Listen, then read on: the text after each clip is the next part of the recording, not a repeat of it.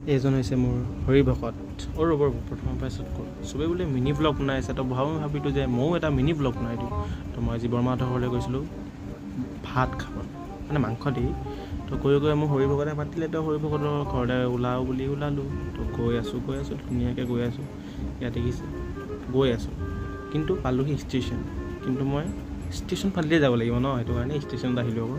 তো গৈ পেলাই ৰখিলোঁ যে অলপ দেৰি ৰখি দিলোঁ মানে ইমান ধুনীয়া লাগিছে জেগাটো চাওকচোন কিমান ধুনীয়া পৰিৱেশ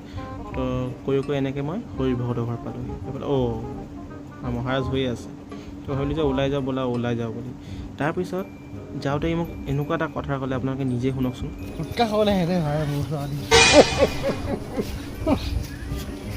শুনিলে নহয় তাৰপিছত এই হাঁহটো যে আপোনালোকে দেখিছে এইটো মোক খেদি আহিছিলে তাৰপিছত ই হাঁহি আছে জোকাই আছে যে হাঁহ বাবুৱে কয় ভাই ই মোক খেদি আহিছে কামুৰিব লৈছে তো মই জানো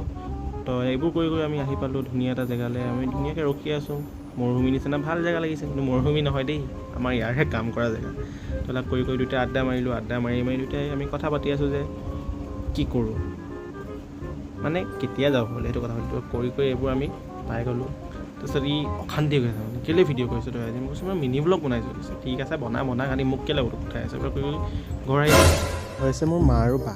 আৰু এয়া হৈছে মোৰ ভণ্টি আৰু বৰ্তা আজিলৈ মোৰ বক্তব্য মই ইমানতে সামৰণি মাৰিছোঁ বাই বাই